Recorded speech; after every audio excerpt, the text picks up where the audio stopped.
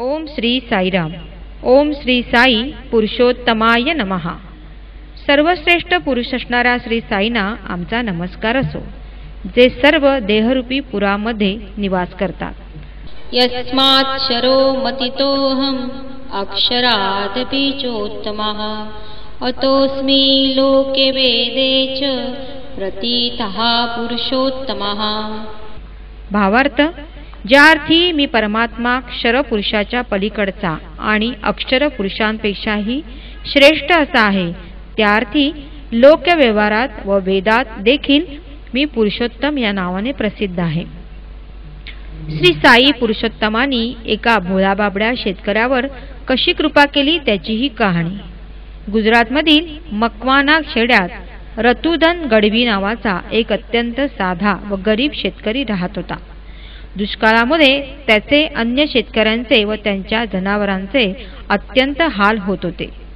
अशातच तो यातून काही उपाय निघेल या आशेने आपल्या एका नातेवाईकांकडे, जे राजकोट जवळील लिंबोडी गावात राहत होते, त्यांच्याकडे गेला. त्यांचे नाव गुलाबदास बारोट. गुलाबदास बारोट हे स्वामींचे भक्त होते व त्यांच्या घरी सत्यसाई केंद्र स्थापन झाले होते, ज्यामध्ये भजन, नगर संकीर्तन असे उपक्रम चालत असत. रतुंदनची व्यथा ऐकून गुलाबदासने त्याला एक उपाय सांगितला. तो म्हणजे स्वामींची मनापासून प्रार्थना करून त्यांची विभूती संपूर्ण शेतभर शिंपडणे. रतुंदन हा जरी अत्यंत साधा व देवभोळा माणूस होता, तरीही स्वामींना देव मानण्यास त्याचे मन तयार नव्हते, कारण त्याच्या मनातील भगवान श्रीकृष्णाच्या प्रतिमेशी स्वामींचे बाह्यरूप जुळत नव्हते. परंतु गरजवंत असल्यामुळे त्याने गुलाबदासने सांगितल्याप्रमाणेच केले. अहो आश्चर्य! त्या वर्षी मुबलक पाऊस पडला, भरघोस पीक आले.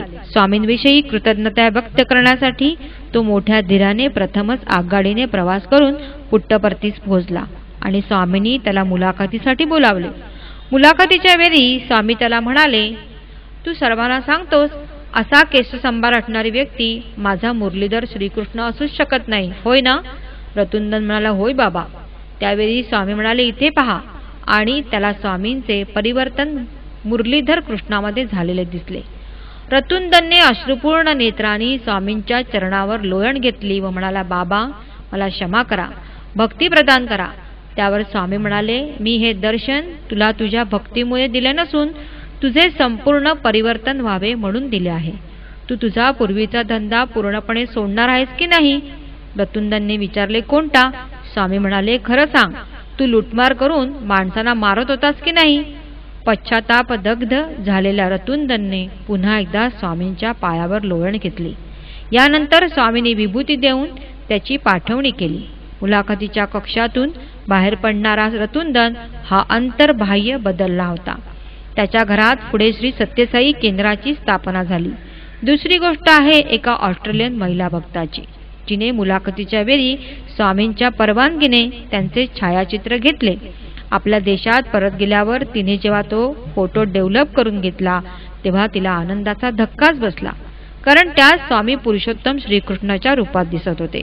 भगवंत म्हणतात, यो मामेव सम्मूढो जानाति पुरुषोत्तमं स सर्वविद् भजति मां सर्वभावेन भारत. भावार्थ, हे अर्जुना, जो समूहातील पुरुष मला पुरुषोत्तमाला वर निर्दिष्ट केलेल्या सर्वश्रेष्ठ स्वरूपाने जाणतो, तो सर्वज्ञ पुरुष सर्वत्र मीच भरलो आहे अशा भावनेने माझी उपासना करतो. ओम श्री सत्यसाई नाथार्पणमस्तु.